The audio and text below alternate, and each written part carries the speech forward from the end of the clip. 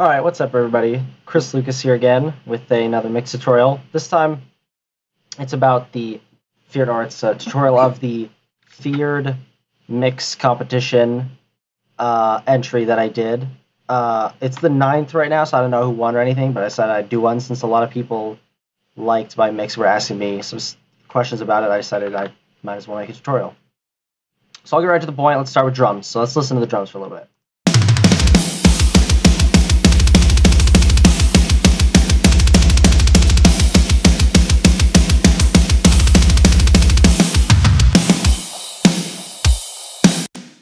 Alright, so they're pretty ridiculous, pretty loud, and there's a lot of processing going on there, which I'll start with now. So first of all, the overheads. Overheads in these tracks were awesome. They were recorded incredibly well, and they were so easy to fit in the mix, and it was honestly one of the best parts for me of the mix to do, just because it was so easy. So all I did was VCC channel, some EQ with channel strip. I just kind of suck out some high end, boost the air, then suck out some high end and try to find a place where I like it, and then I also suck some out in like the 1 to 2K area, just whatever feels right. I just kind of leave everything running and I just jog the EQ around until it feels right.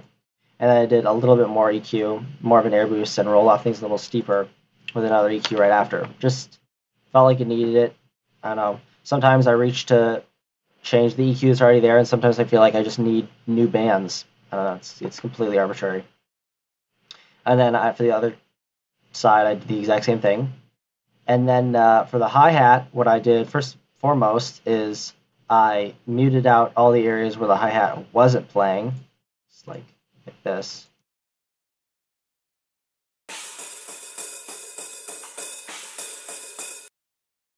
And I did that for both of them. And then for both hi-hats, I just did, again, not much of an air boost. They didn't really need them because the overheads picked up the hi-hats well as well. So I just sucked some energy out these two places. I did that for both hi-hats. And then the kick drum. So for the kick drum, it was a few parts. The first part is just the low end of the kick drum. I decided to try to split it up this time like I do with bass guitar.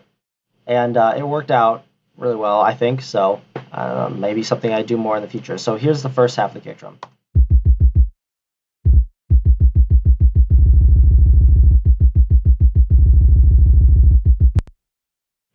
All it is the Blitzkrieg kick sample. It's a Charles J. Wall sample, followed by VCC, EQ, sucking out a lot of 200, make room for guitar and all that stuff, because the guitars in this are very kind of low mids heavy.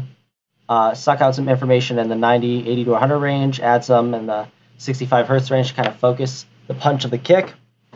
And then for the second half of the kick, and then it goes into compression. About 6 dB gain reduction looks like, warm setting, these are the settings. I also gated it to make sure the kick stayed really tight, the low end didn't kind of float around for a while, it just got sucked away immediately immediately after the kick hit.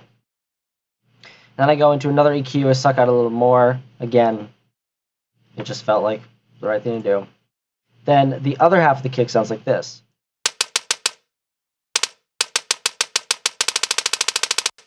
Pretty unimpressive on its own, but when combined with the other, obviously, it sounds much, much better. So this half of the kick is just this. It's the same Blitzkrieg kick sample turned down a bit, and also kick 11 turned up a bit. And I have both of them tapered out so that the release and sustain are very quick on trigger, so that the click immediately dies away and there's no tail after it. Because at 200 BPM, you really can't have much more than just a little bit of a click. Then VCC, EQ. Again, this is just to roll off everything. And then add air and add click up there. I made the click of this kick drum so high in the spectrum because the snare felt like it was sitting lower, and I don't want it to sound the same, because when the kick and the snare sound like the same, it's really boring. So then I go into metric halo, compression, the usual. And that's it for the kick drum. Straight up, just go into the drum bus, and the drum bus just has VCC mix bus on it and nothing else. So that's it. From there, we go to the ride cymbal. With the ride cymbal, I just did some EQ, took out some information here. I felt like the ping of the ride was focused here nicely, probably. And then adding a little bit of air, obviously some high passing. So right, now we go to the snare tracks. For the snare tracks, I did a few different things. I used the regular snare, I used the sample, and then I used the regular snare, I used a set of realistic samples, I should say, and then a one-shot sample under that. So as well as the real bottom snare. So let me show you what I did. So this is the real bottom snare.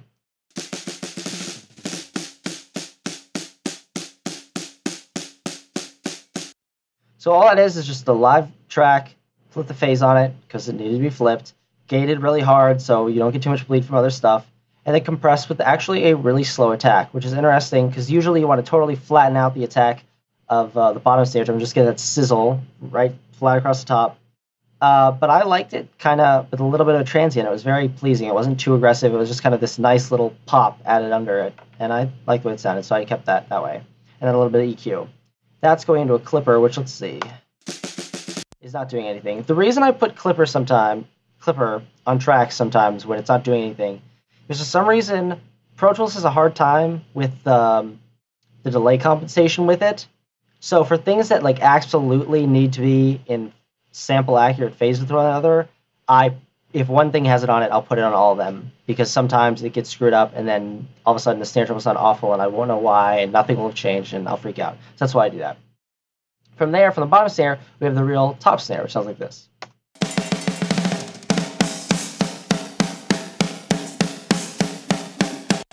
So all that is again, the real raw track, gated pretty hard, compressed pretty hard, gated with a side chain at like 200, I'm guessing. Yeah, 200. So that's kind of where the low end attack of the drum is. So that way you get the least bleed possible, but you retain all the snare hits, even maybe some of the more quiet ones. And I don't use this for EQ. I use equality for EQ. Suck out a lot of mid information. Sometimes I'll do one big scoop out. Sometimes I'll do three little ones like this. And this band right here, the yellow one, is for the ring of the snare drum. It was just getting too crazy. Let me show you.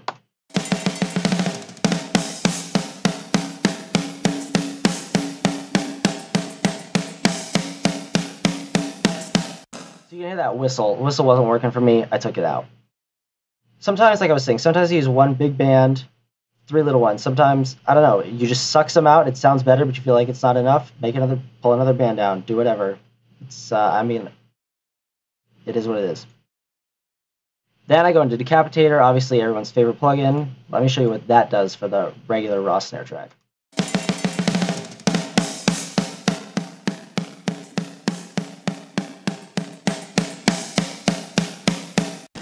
It's obviously much louder. You can see the peak level barely changes, but it's still so much louder. And then that goes into a clipper, which is definitely doing something.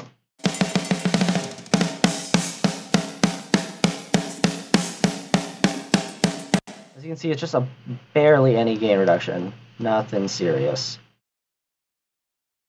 Then I go to the first sample triggered track. So this was actually printed. It's Snare 11, so there's no trigger on this channel. That's because this is a printed audio. Because for some reason, when trigger was on the track, it wasn't lining up perfectly with the original snare. I wasn't sure why, so I printed it, and then it was fine. So I don't know. Maybe I'm just crazy, but that's what I heard. So here's the sample snare. So the sample snare is just VCC compression less than 6 dB is kind of the general number I shoot for. Less compression than the real snare, I think. Also gated because there's a lot of tail on that snare drum I didn't want. High passed, and a little strategic boost in the high end just because I took a little boost, sweeped it around once the mix was almost done, and kind of got this snare to fit that little extra bit in the high end. From there goes the equality. Again, a little boost in the low end, more high passing just to make sure there's no extra low end, because I'm going to be bringing it all back up with Decapitator, which also has a high pass. So here, check it out with and without Decapitator.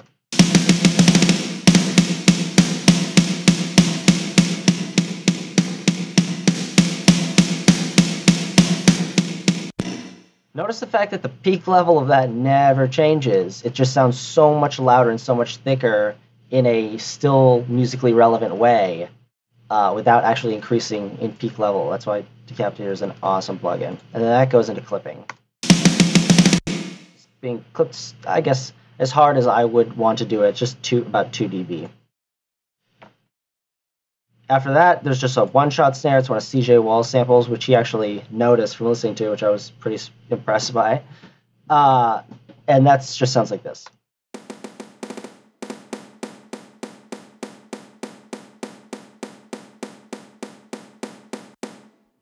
So that's just going through some high passing, suck a lot of the high end out. I just wanted to kind of keep the body of that sample up, tucked in there a little bit.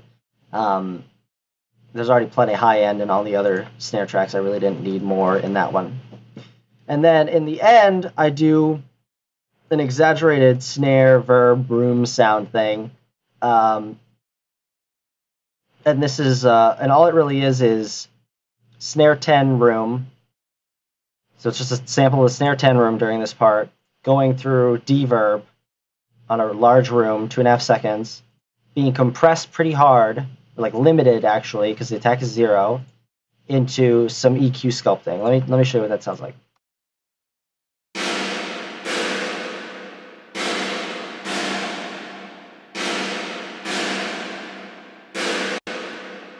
So in context, now that you know what that sounds like, you'll probably notice it better if you didn't notice it before, and it's really cool. Check it out.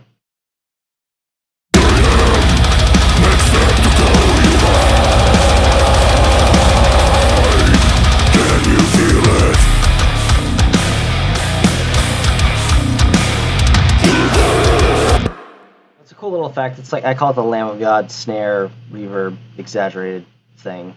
I don't know. All the toms are natural in this. And they're just basically, they're all the same signal chain, essentially. VCC, into some compression with some EQ sculpting. They all basically look like this. I'll show you each one, but it's just low-mid cuts. I did a lot more low-mid cuts right after, actually, with equality. Again, raw toms sometimes can need a lot of EQ sculpting. It just depends on how forward they are in the mix and how much you want, how scooped you want them to sound, essentially. And then from more EQ into clipping. Each of those is like this. Each tom is like that, I should say.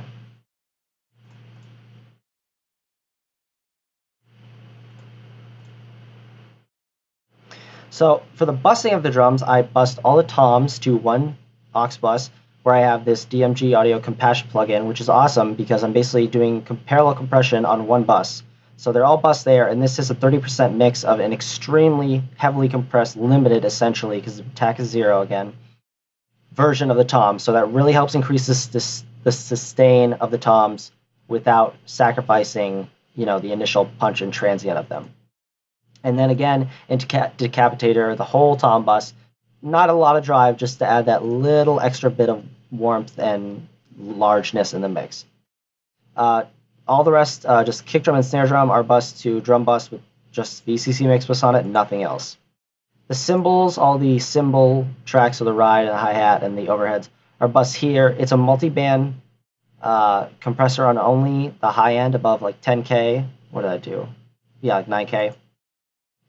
And that's basically just making it so when he hits a bunch of cymbals at once, it doesn't pop out in the high end too much and keeps the high end steady and smooth and not brittle and gross, or at least keeps it from being as brittle and gross as it would be without it, which is, the goal, obviously.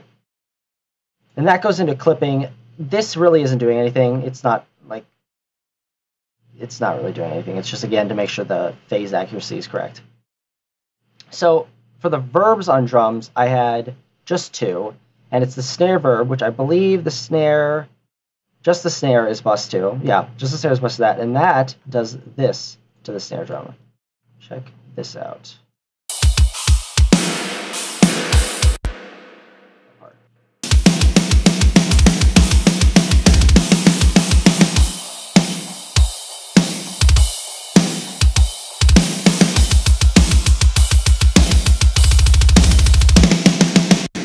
Adds a lot of depth to the snare drum, and then we also have the tom verb, which you probably heard. That sounds like this.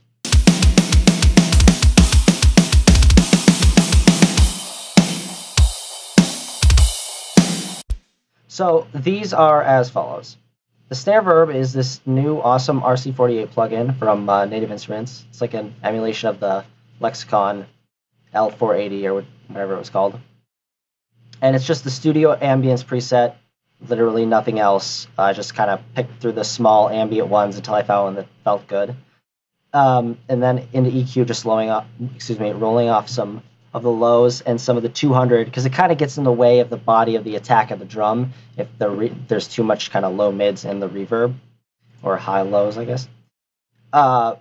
Then the tom verb is just the same plugin on a more dense, or I should say less dense, longer setting, although still very short. It's called the drum bus setting, and I've used this as the ambient short setting on a slower song or something that had, less stuff going on. But in this song, it kind of felt good as the long reverb, so I use this. And that's just, again, into EQ with a high pass. High pass everything. Don't want low end clutter your mix. It's how you make sure it doesn't happen. You high pass everything that needs it. From there, I guess that's it. That's all the drums. From there, we go to bass. The second most important thing in my book. Actually, bass is probably first. And bass guitar in this song is just 2 tracks, and they sound like this.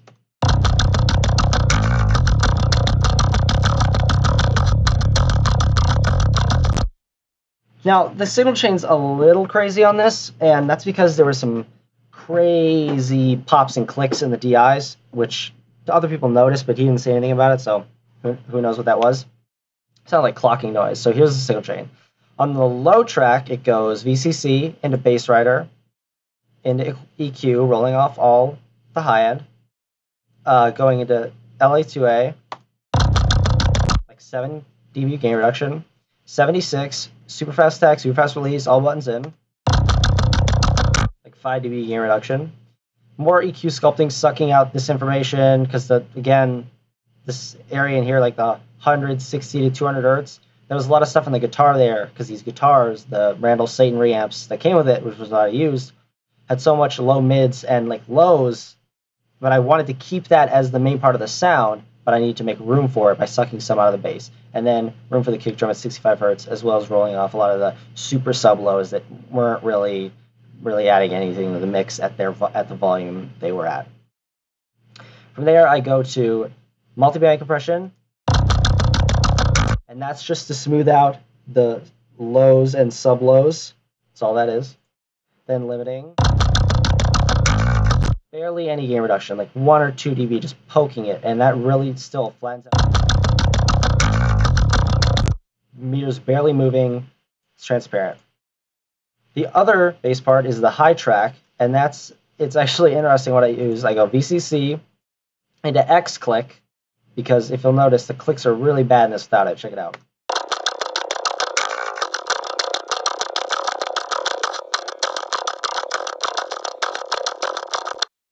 Actually, you can't really hear them through the amp sim, but whatever. So X click, because the clicks were really bad. Amplitude on the BA 500 Ampeg setting, just about, with this cab. I don't know, I just futzed with it until I found something I liked. I don't think I have any pedals. No, that's off. Then into R comp. Equality, rolling off all the low end. Doing some strategic EQ, cutting out to make room for other stuff. But I still could hear kind of like the click and snap of the bass and him playing, so I just cut out enough so that I could still hear it, but it didn't feel like it was taking over anything else's space. And then from there, limiter, just to really flatten it out and make it not poke out too much in the mix or anything when he plays certain notes or like really dynamically. That's it for the bass. That's it. Oh, I lied. They're bus to a mono bus that's bass bus. And what I did on this is I cheated a lot a bit. Okay? I have stems for the Arch Enemy song Nemesis, and I imported the bass tracks and match EQ'd the bass curve, like the general overall curve it, towards that. And then I match EQ'd the guitars towards the Arch Enemy guitars, and that helped me fit the bass and the guitars together. So it's kind of cheating. I did quite a bit of match EQ, as you can see on the bass. On guitars, I didn't do as much, I don't think. Actually, I might have used it to figure out what I wanted to EQ and then done the EQs manually, but we'll get there. So yeah, that's what I did. That's all I did. I just put it on like 10 seconds, took a 10-second capture of the Arch Enemy part just during normal playing, 10-second part of mine, and then just kind of shaped mine towards that. And because I shaped my guitars and bass towards the Arch Enemy one, they kind of helped it fit together. So I tried it. It worked. Sometimes it doesn't work. You never know. From there, let's go to guitars. So I messed with the guitars a lot, and in the end, I just decided that I liked Ola England's reamps, and I wanted to use them because they're unique. The Satan's like really bass heavy and really chuggy and dark, and it's cool, and I wanted to make it work. So all I did was this. The two rhythm guitar tracks are just VCC on the API setting into the guitar bus, and the guitar bus is just the mix bus, EQ sucking out some peaks here, some like really boomy information here, and then some more strategic peaks and cuts in here. Multiband compression, sidechain compression on this triggered by the snare to help it duck out when the snare hits to make the snare pop a little harder, just a little bit. This is compression sidechained from the fill track so that when the fill guitar plays, this rhythm guitar ducks out. That's what this is for. It's not normally being compressed. And then it Brainworks shred spread for a little bit of stereo enhancement. That's it on that. And then I also, like I said, do match EQ. Oh, I didn't do match EQ. So I used it to find out kind of the EQ moves I wanted to make, and then I made them by hand with equality, which is all those little things you saw. So that's it for that. I mean, this is what they sound like.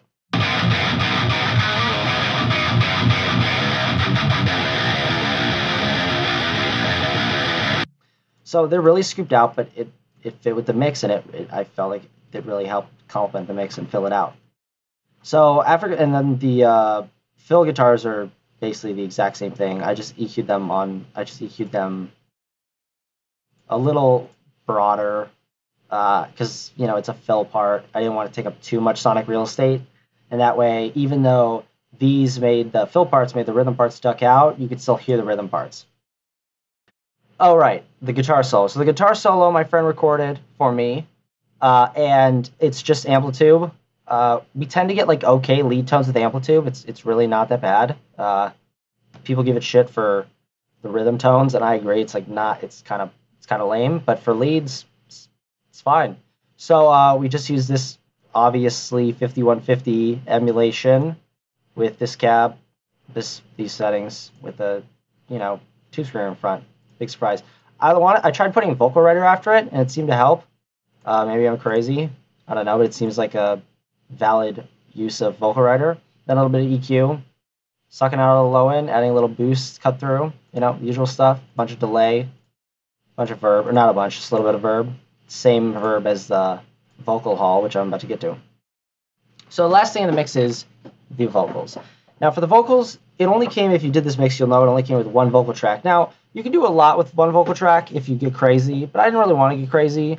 But I wanted to not be boring. I didn't want it to just be like one vocal down the center the whole time, and that's kind of lame. So I did the delay automations on the big words. I felt like it was just on the borderline of being too many. So some people probably think like, oh wow, that was cool the first time, and then not. I thought it was cool the whole time, but I might just be lame. So that's personal preference. But so I had a friend record backup vocals of what he's singing so I could pan him stereo and make the vocal seem bigger. And that's what I did. So on the main vocal, it's just VCC into this with a little bit of drive, a little bit of saturation. Vocal Writer, HEQ, over here. RVox, always a good one. 2A. R compressor. De-esser. And again, all these settings on these, I can't explain to you exactly why it's on electro or over optical. Like at one point, I put this on, I A-B'd through them until I picked which one I like. I don't remember exactly why I picked it, and that's what I would do. Once I put something on, just play with the settings until you really feel like you can hear the difference or not. And if you really can't, then like don't worry about it. Not every setting I make has a purpose. Some of them I just throw up and I just put it up and that part never bothers me again. So I never go back to it, But I always make sure to play with everything first before I leave it alone forever. You know what I mean? So then I go into de-esser, like I said, suck out those S's, L2 to get that last level, a lot of level, and just like totally flatten out the vocal. Then on the backups, which sound like this, by the way, if you can't pick it out where you're listening to it. Next step, call you mine. Can you feel it? So I front recorded those, and it's just VCC into equality, sucking out on the low end. I tried this plugin. It's kind of cool. I can't really explain how it works.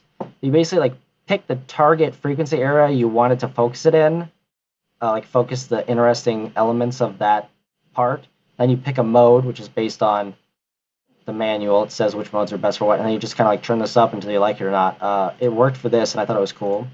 Then Vocal Rider, RVox into 2A, and then that gets bussed to a room verb and a hall verb, which are for the vocals, and those look like this.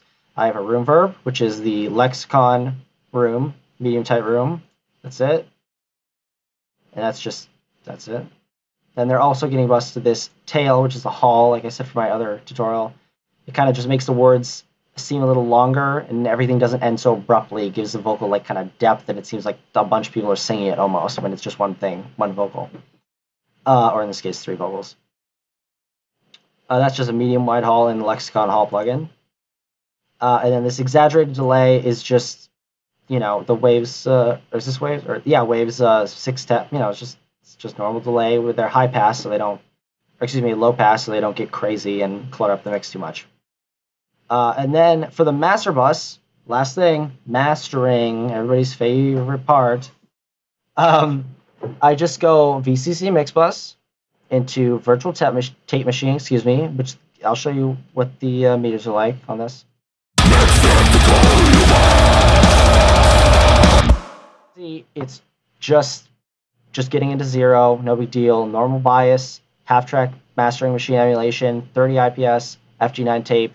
CJ Wall just posted on the forums with these exact settings today, and I quoted him and was like, I couldn't agree more, because these settings sound great. They make I swear you can put this on any 2 bus in the world and it'll make it sound better. And then I go into the glue. Let's see how much gain reduction I'm getting. Pushing 5 dB gain reduction with this. 0.1 second release. 2 ratio, 30 attack. Thresholds, whatever it needs to be to get 5 dB. And then I also have the high pass on, which lets the lows through, or lets the lows go through without triggering the compressor. So the lows, they can be really exaggerated and dynamic, but they don't make the whole mix pump like crazy. Well, assuming the limiter can keep them seeming dynamic. From there, I go into Ozone 5. I do the tiniest bit of match EQ towards the pink curve. So I take a snapshot of my mix during a loud part, a normal part, and then I basically make that towards the pink noise ideal flat response curve that they have.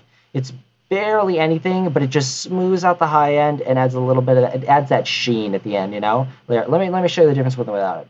Can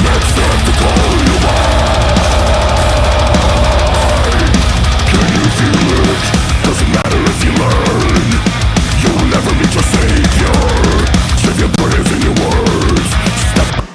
So you're not going to be able to hear that unless you're listening on good headphones or good monitors, because it's slight, but I kept A-Bing it, and every time I was like, you know, it's not quite harsh yet. I like it. It adds that little bit of brightness, so I kept it. And then Steven Slate, FGX. I just played with these settings until I found what I liked. Did their ceiling of -0.1. You know, just again, gain is just wherever it needs to be. Dynamic perception. Some mixes love dynamic perception. Some mixes it sounds bad, but this one I barely used any, but I felt like it needed it. So that's it. That's the whole mix. Wish me luck. I guess by the time this is up, we'll know who won, but I worked really hard on mine. I hope you can learn something from this, and I hope you like my mix. So yeah, subscribe, like, favorite, all that stuff. Check out the description. I'll have links and stuff about this if I do any more stuff related to it. So yeah, thanks. Peace.